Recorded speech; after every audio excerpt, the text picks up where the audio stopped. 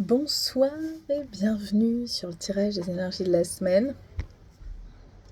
Tirage en mode pleine nuit.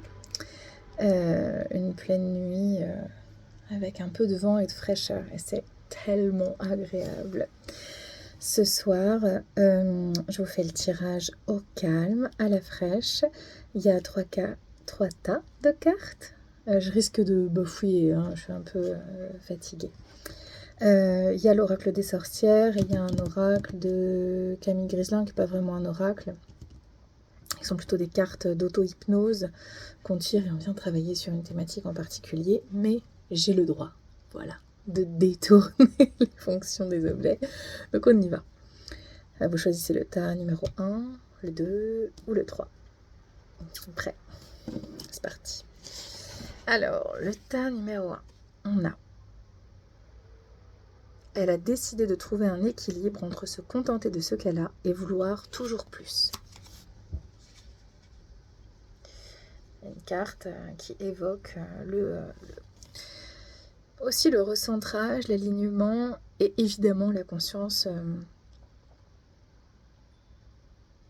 de ce qu'on a. Ça me fait penser à une conversation que j'ai eue tout à l'heure, au cours de laquelle je disais que finalement le challenge d'une vie, c'est d'à la fois continuer à projeter sur ce qu'on a envie d'avoir, continuer à se motiver, à se mobiliser pour pouvoir transmuter les trucs qu'on a envie de voir évoluer ou aller vers le mieux ou machin, et en même temps continuer à avoir la conscience de nos cadeaux et avoir de la gratitude, quoi, parce qu'on a vite fait lorsqu'on est coincé dans une situation qui nous déplaît, on a vite fait de faire le focus sur tout ce qu'on n'aime pas, tout ce qu'on a qui va pas et d'avoir une posture intérieure qui est un peu victime et qui est aussi, ce qui n'est pas forcément faux, hein, parfois c'est le cas, mais c'est pas toujours aidant, quoi, de faire uniquement le focus là-dessus. Et donc de prendre un peu de distance avec ça et de se dire ok, il y a cet aspect-là, mais pas que. Ça c'est bien, ça c'est cool, ça c'est machin, ça c'est facile à bouger aussi, parce que c'est ça, c'est garder la conscience que parfois c'est facile, et donc ça demande un recul sur soi et une forme d'honnêteté vis-à-vis de soi-même, d'œuvrer en conscience de soi et de notre situation, et donc aussi en conscience et en connaissance de ce qui se fait ailleurs, de ce qui se passe ailleurs, du reste du monde, pas pour comparer, mais si aussi pour se rappeler que il y a pire, il y a mieux, et que finalement, la plupart du temps, c'est pas si mal, on est un peu dans la norme, et parfois ça nous saoule, mais voilà, parfois c'est pas si pire, quoi. C'est pas très français, mais j'aime bien. Et cette carte, elle est joliment associée à celle-ci.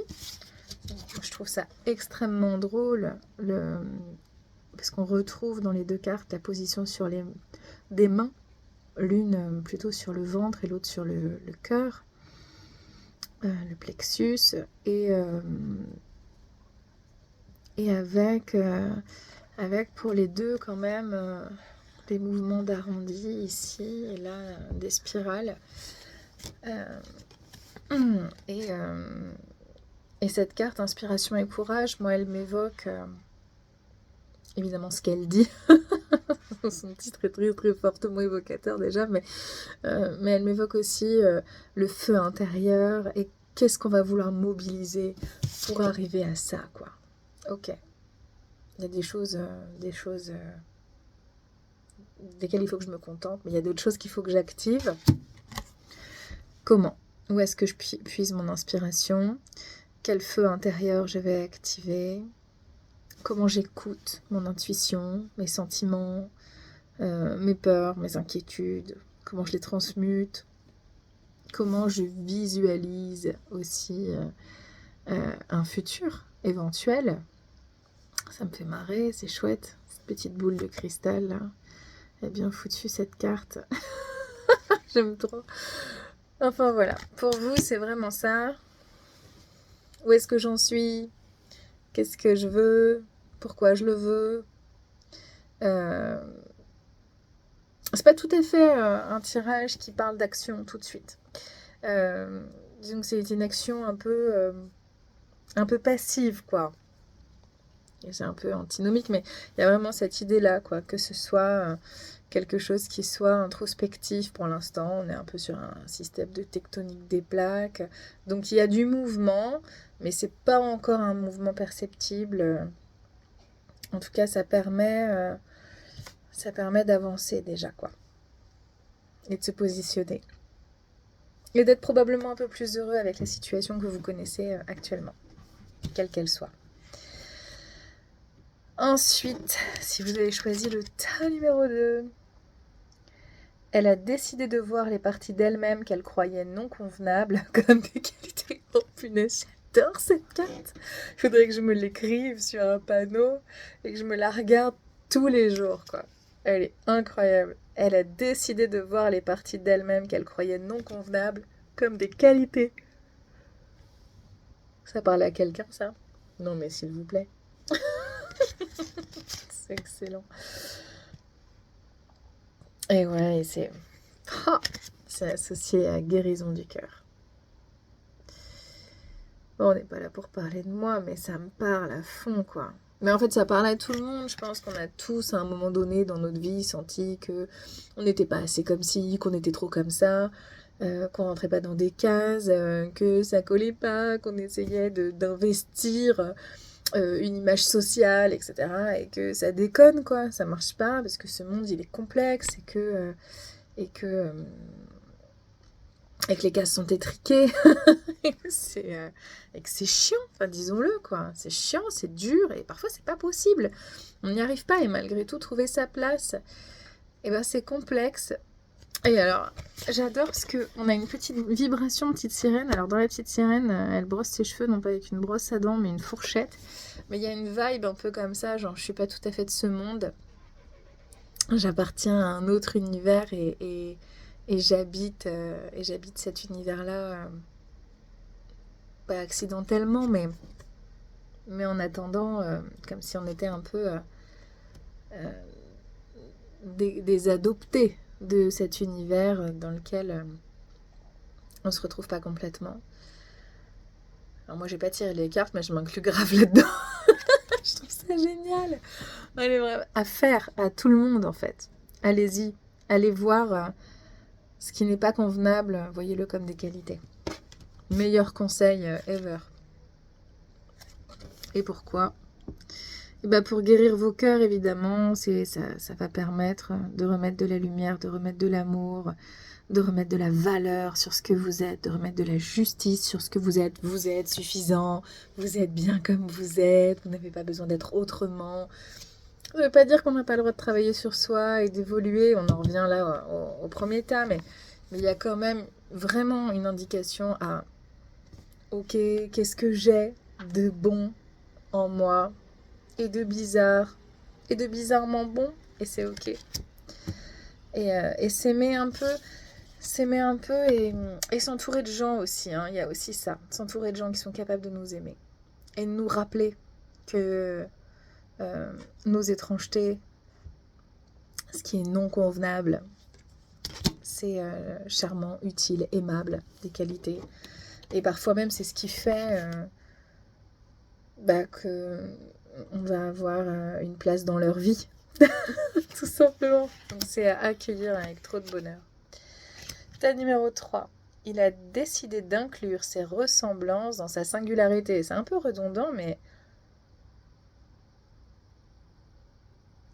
c'est chouette.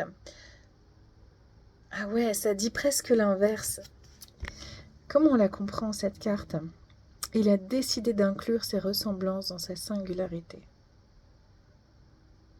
C'est-à-dire qu'on peut tout à la fois ressembler un peu à tout le monde, finalement, ne pas avoir l'impression de sortir du lot, mais on est unique malgré tout. J'aime trop. Je l'aime trop. Super oracle, franchement. C'est l'oracle qui n'est pas un oracle. Normalement, on est censé faire une auto-hypnose là-dessus. Je trouve que ça doit être très bien. Moi, je n'ai pas encore fait comme ça. Il faudra que je l'essaye, je vous en dirai des nouvelles. Mais ouais, la petite anecdote, Beaucoup de blabla ce soir. Ça me fait penser, quand j'étais adolescente, j'étais affreuse. Et ma sœur était comme ce personnage-là. C'est-à-dire, bon, elle se distinguait, elle n'avait pas le souhait de se distinguer des autres dans son physique, dans son attitude. Elle n'avait pas du tout une vibe marginale, quoi. Et moi, j'habitais à fond ce truc-là. Avec quelque chose de finalement valorisant pour moi, d'être le vilain petit canard, la rebelle, un peu la victime. Du coup, c'était très, je sais pas pourquoi, très gratifiant pour l'adolescente que j'étais. Et elle, c'était très valorisant parce que la société, la famille valorisait bien plus son attitude que la mienne. Et j'étais très en colère, pas que elle soit valorisée et moi pas, mais qu'elle n'aille pas sur plus de marginalisation. Je me dis, mais pourquoi elle s'intègre? Moi, j'avais mes idées un peu punk, apolitiques, antimilitaristes. Enfin, apolitique était quand même super politique, hein. Très branché, coco presque. Hein. J'ai pas beaucoup changé d'ailleurs, je me suis un peu adoucie, mais j'ai un passé de travailleur social, donc on est quand même un peu dans cette vibration-là. J'adore. Et donc ouais, j'étais allée la voir un de ces quatre et je lui avais dit, mais en fait, t'es un mouton, tu fais comme tout le monde. Et puis, bon, j'ai grandi et j'ai fait 2 constats. Le premier constat, c'est que ma sœur, elle est dans une identité qui lui est propre à 1000%. Elle a beau avoir potentiellement, ce qui est moins vrai aujourd'hui, parce qu'on a toutes les deux beaucoup grandi et vieilli. Mais c'est pas parce qu'elle avait le même jean que quelqu'un et la même coupe de cheveux que les copines qu'elle en était pour autant identique. C'est pas parce qu'elle était plus conforme, entre guillemets, qu'elle n'en était pas moins unique, spéciale, authentique. Et c'était cool, quoi. Et moi, c'est pas parce que je me marginalisais que j'étais pas comme tout le monde. Et finalement, j'ai fini par en conclure que j'étais moi-même un mouton, mais qu'on n'était simplement pas du même troupeau. J'aime trop ça, c'est très drôle. Euh, et je pense que c'est toujours un peu vrai, quoi. Même quand on a l'impression qu'on est quelqu'un de spécial, en fait, oui. De fait, quoi, on est unique, mais pour autant, on est aussi comme tout le monde. Et c'est ça qu'elle dit, cette carte, quoi.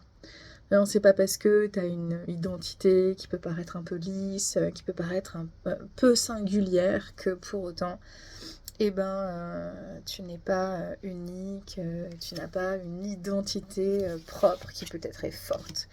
Et qui peut-être est moins ostentatoire, mais qui n'en est pas moins riche, quoi. Et donc, ça veut dire oser aussi. Et d'ailleurs, elle est associée à cette carte leçon de vie, avec cette personne qui s'envole. Et moi, j'ai envie de vous dire, pour vous, là, cette semaine, ce sera ma conclusion, parce que ça fait déjà 13 minutes. Pour vous, là, ce qui serait bien, c'est d'oser. Si vous avez un projet et que vous vous dites « Ouais, mais en fait, je dessine, mais tout le monde dessine. » Que je dessine pas forcément pour le mieux, je suis pas le plus grand artiste du monde, qui va avoir envie de regarder mon travail plutôt que le travail? Faites-le. Voilà. On verra bien. Ça donnera ou ça donnera pas, ou ça donnera un truc inattendu, mais en tout cas, go, quoi. Il faut arrêter de tergiverser. Ouais, mais j'aimerais aller voyager à l'étranger, mais machin. Faites. Alors, plantez pas toutes vos responsabilités, faites pas de conneries, hein, c'est parce que je dis non, ne venez pas. Après, on va dire, c'est Lucille de Arbre et Clochette qui a dit qu'il fallait que. Non, je ne porterai pas la responsabilité de mauvaises décisions. Non, mais par contre, faites-vous confiance, quoi. Vous êtes unique, donc évidemment, si vous faites, alors là, le mec qui fait de la photo, Ouais, il y a des milliers de photographes, des centaines de milliers, des milliards de photographes. J'en sais rien, je ne connais pas, j'ai pas fait de stats, mais il y en a un maximum de photographes. Il n'y en a pas un qui pose le même regard avec son appareil photo. Il n'y en a pas un qui a la même vibration. Et même quand ça se ressemble, c'est encore pas pareil. Et puis même quand ça a l'air pareil, et ben le photographe derrière l'appareil, il n'est pas pareil. Et on va être plus à l'aise, plus confortable, plus admirer le parcours de l'un plutôt que de l'autre. Pourquoi? C'est un peu arbitraire, c'est comme ça, c'est pas objectif, c'est totalement subjectif. Mais si c'est subjectif, chacun a sa place. Et c'est cool, mais c'est un peu ça. Et c'est ça la leçon de vie. Aïe aïe aïe. Alors vous devez vraiment vous lancer. C'est vraiment le moment. Pour le coup, les autres, c'est vraiment très introspectif, très en dedans. Pour vous, il est l'heure. Allez, je finis là-dessus. Je vous souhaite une bonne semaine, une bonne nuit aussi. Et je vous dis à très bientôt. Salut!